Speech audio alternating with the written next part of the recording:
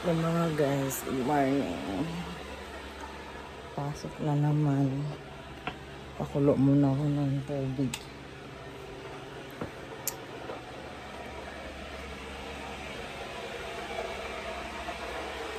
Si Jik puyat na naman siya kakaantay sa daddy niya. Pero papasukin ko pa rin siya.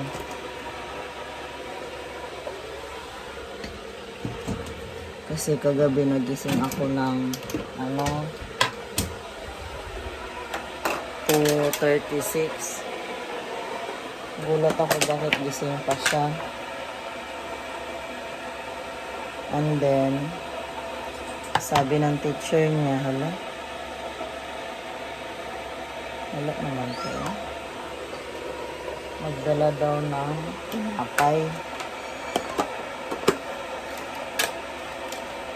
Ay, kamis naman ako yung tinapay.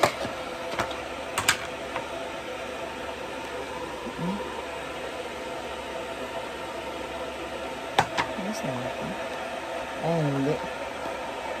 Ganito lang kayo.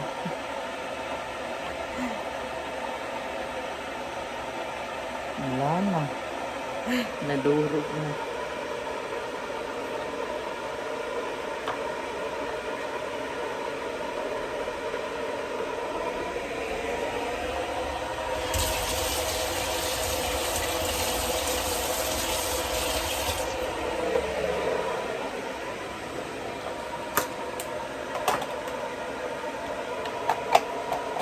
Jin, gising na Jin.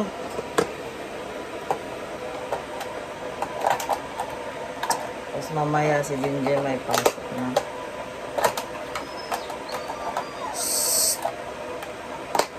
Kahapon wala silang pasok. Dahil tuwing tuwing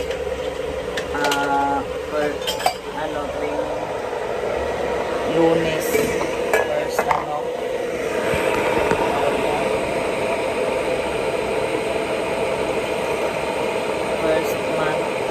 month.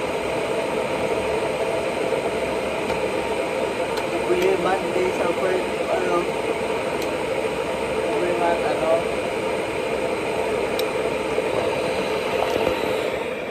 sila pasok na mag-ceremony yung teacher.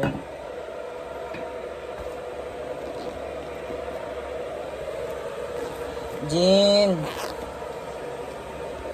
Hirap talaga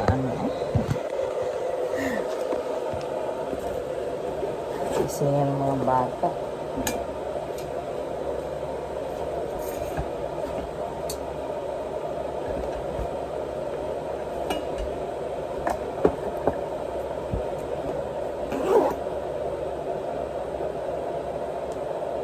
Okay.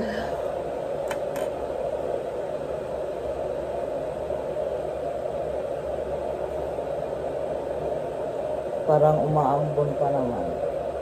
Parang umaambon talaga.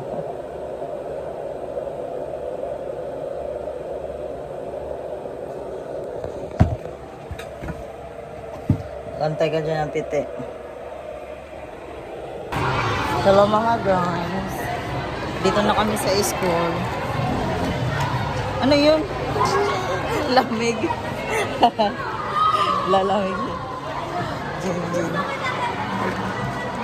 Labayan pa kasi yung jacket eh. Ilagay nyo kasi sa dun sa kahon eh. Buti na lang.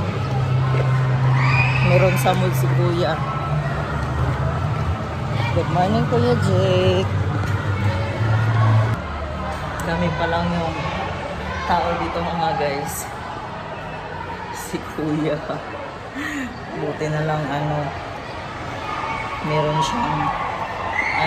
siya sa mood ngayon. Si Jinjin din. Kasi kinarga ko na talaga siya eh. Ginising ko siya, balik kinarga ko na siya para ganito kasi siya mga guys, tuwing hindi pagpanggabi yung daddy niya or street duty. Bali inaantay niya talaga yung daddy niya.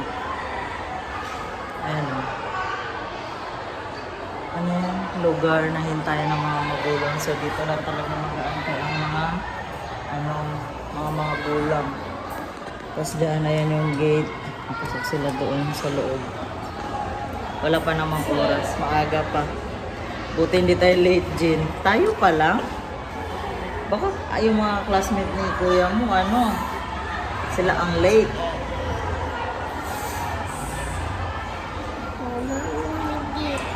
Lamig, di ba? Kasi yung ano eh. At kasi nagsabi ka kanina. Yung jacket nyo kasi nilagay nyo doon sa kahon. Di ba? Kayaan mo na. Para masanay kayo. May pusa. Tapos na ang school ni kuya. And then, nag-abang kami ng ano, ng masakyan namin. Kasi mamaya pa pala uwi si ano, Victor. Ayan oh.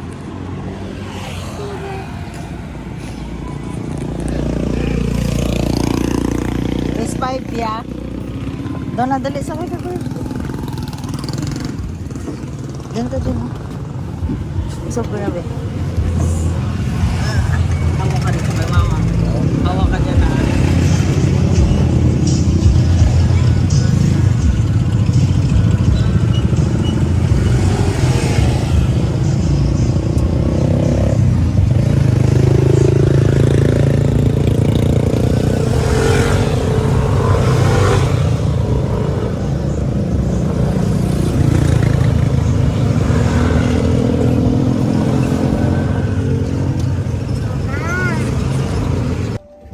Hello mga guys.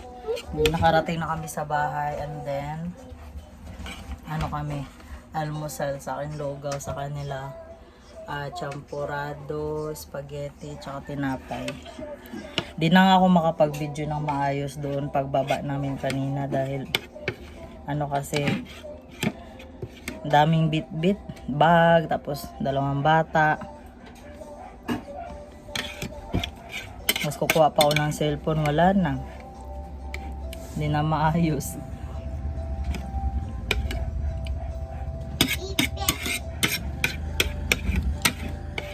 Ano ba yung tinapay ni kuya? Ba't andyan sa ano? Kasi ayaw niya kasi baka yung tapay niya. Baka malagyan ng spaghetti? Oo. Makababaho.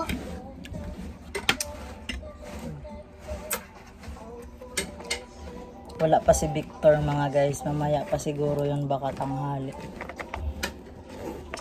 Kasi may ano kasi sila eh. May Busy kasi sila eh. May busy? Busy sila guys. Kasi hanap niya ng nakaw. Huli sila ng magnanakaw. Oo. Opo. Ay, isa na lang pala ito.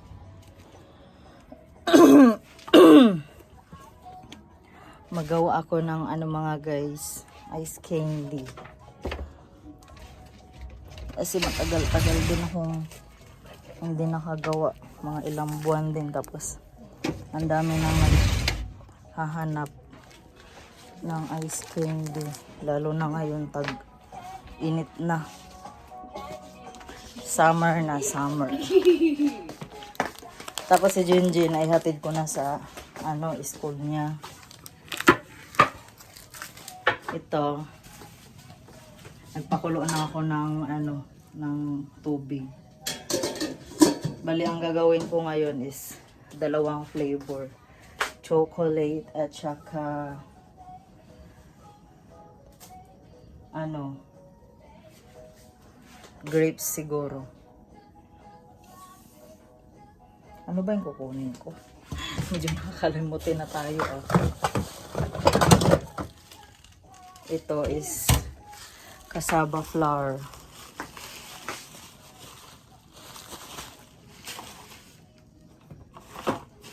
Matagal-tagal na talaga mga guys. Ilang buwan din hindi naka gawa. Maglagay ay 1/4 ba yun? Kalahati. Kalimutan ko na yung paggawa. As in, matagal na talaga siya mga guys. Dahil nung kaya nahinto rin yung paggawa ko ng ice candy dahil nung time na yun, nung mga nakaraan is na trending ay na hindi naman siguro trending or talagang may bagong ano lang sa ano ba sa grocery. Yung alam mo yung ano, hindi ko lang alam sa inyo kung meron bang ano tawag niyan. Tulad dito yung mabenta yung ano ba yan? Jelly juice ba yun? Jelly juice siya mga guys. Kaya ayun. Hindi ako nakapag ano ng ice candy. Ganito siya mga guys. Oh. Ganito siya. Yung ganito, yung jelly juice. Meron siyang ano na nata. Ano niya? Bali ito nga siya mga guys. Na ano, jelly juice. Diba? Ayan siya. Mabenta yan siya dito.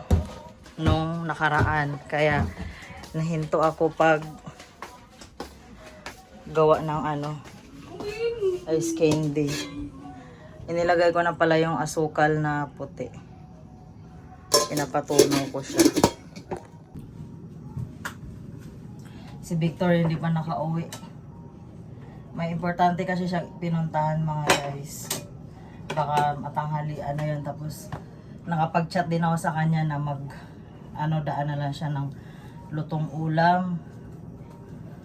Hindi ko kasi alam kung anong lulutuin ko eh. Yung may ano naman dito sa ref, may ulam. Pero kaso lang na ano na ako kasi pagdating namin, di ba nag-almusal na kami. Dumaan na rin kami doon ngay bili ng almusal, tinapay. Tapos pira ano lang ba, pira gaba. Tamad mag ano-ano, lalo na pag isipin mo pa kung ano ulamin, lalo na si Victor medyo ano din sa ulam ay sa pagkain. Ito rin si kuya hindi nag-uulam ng ibang pagkain, pili lang yung kinakain niya. Kaya ayun, sabi ko magdaan na siya ng lutong ulam kung anong gusto niya.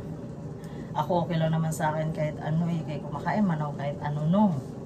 Hindi kasi ako mapili mga guys, wala akong pili. Aso nga lang, sa nasobrahan sa walang pili, nagkaka-allergy din ako. May allergy pa ako mga guys noon pa. Kaya pinapaano din ako ng doktor ko na mag-iwas-iwas sa ano, sa mga allergy ko kasi ano din pala, masama din pala yan pag nasobrahan ka.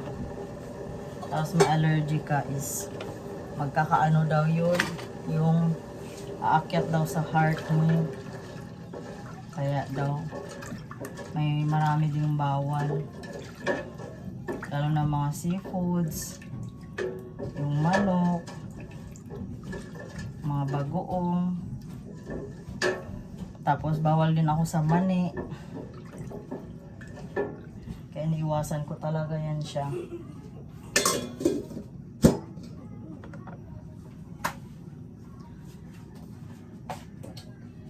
Buksan ko na yung ay wait, mag-ano pala ako ng ano cassava flour. Kaso wala dito yung ano stainless.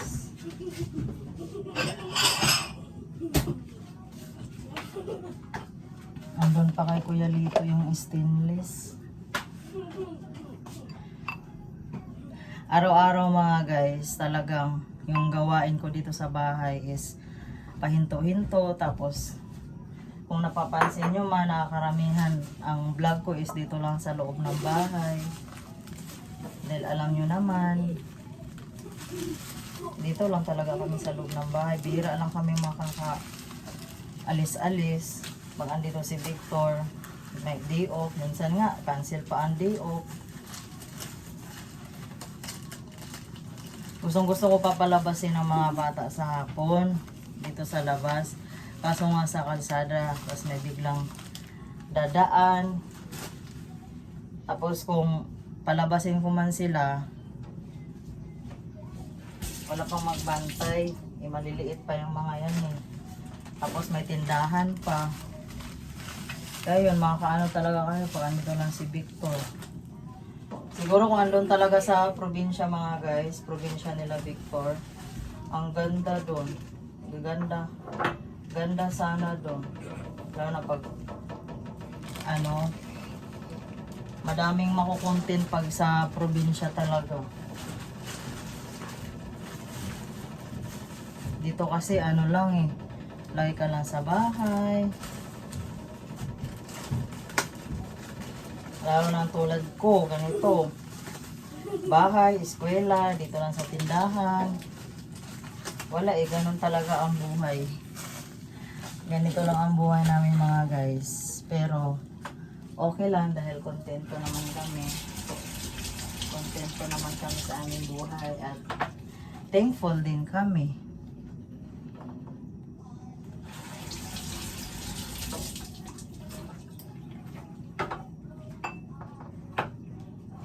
Ito yung cassava flour bali.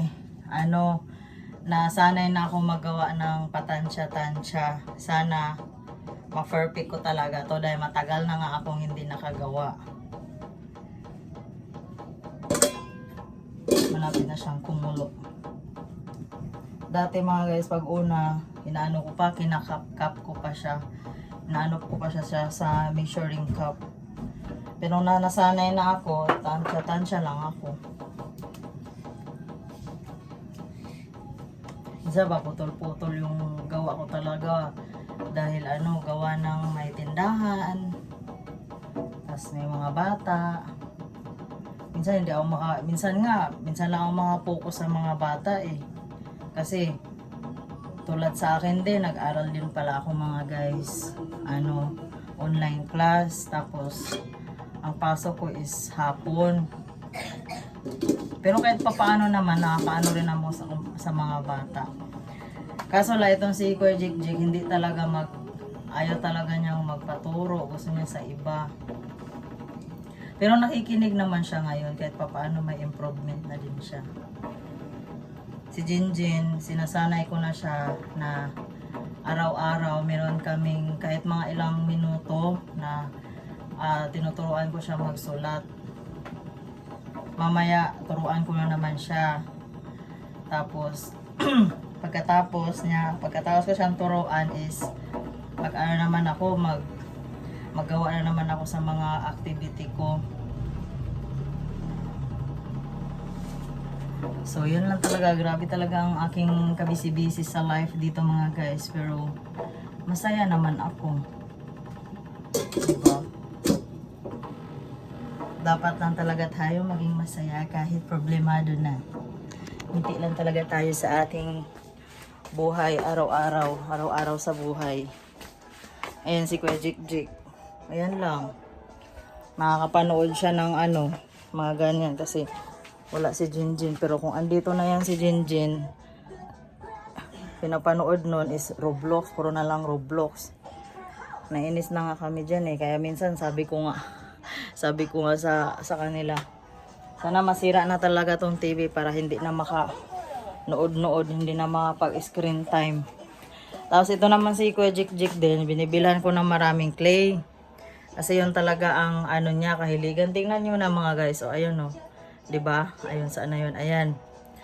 Puro clay yan. Kahit saan ka dito sa bahay. Ayan, clay din. Clay din yan dyan. May clay. Ito, dinidikit-dikitan ni Jinjin ng mga sticker. O ayan, puro sulat. Kaya minsan nakakahiya din pag may bisita ka ba, may bigla ang bibisita, di ba? Pero normal lang naman yan sa Ba't ganito ang tunog? Normal lang naman yan mga guys kapag meron tayong mga toddler. Ba't ganito ang tunog mo?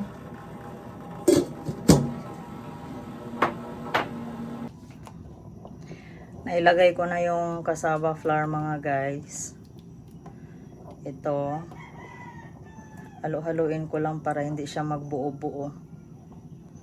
Pag magluluto kayo ng mga guys, cassava flour, halo-haluin nyo lang siya para hindi mamuo. Tapos itong yung may makita kayong itim-itim dyan, bali sa asukal yan. Namuo siya, naging Nalakasan ko kasi ng apoy kanina eh. Tapos ayan, takpan muna natin siya. Tapos ulitin ulit mamaya. Ngayon naman mga guys is nag-ano-ano na siya, lapot-lapot. Ilagay na rin natin yung libak.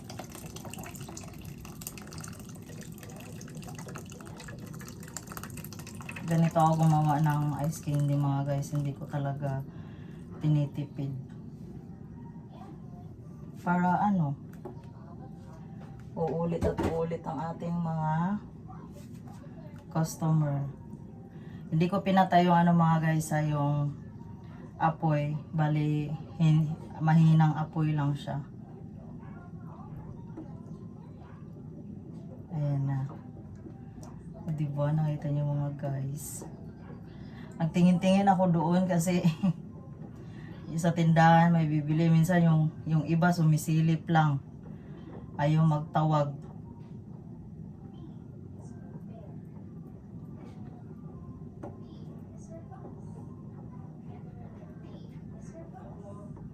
Tingnan mo, diba? Ano? Isa ulit. Diba? Sabi sa inyo eh. Isa pa ya?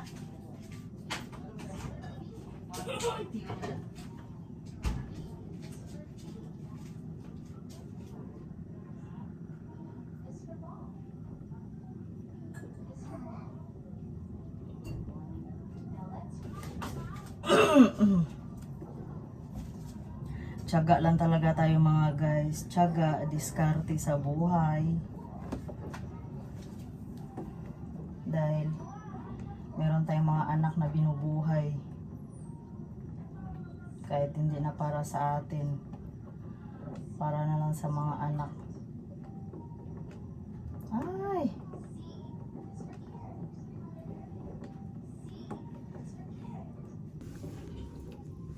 O, diba mga guys?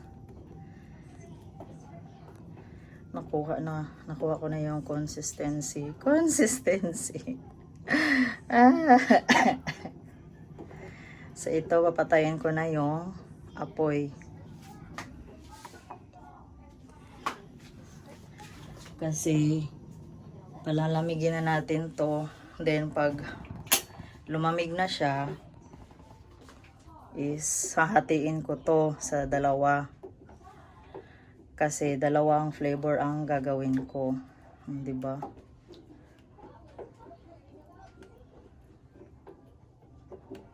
So, ayan na mga guys.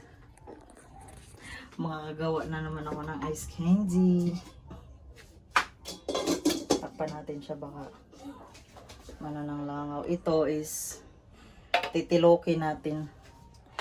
Titilokin natin to. Tapos bubuksan ko pa muna.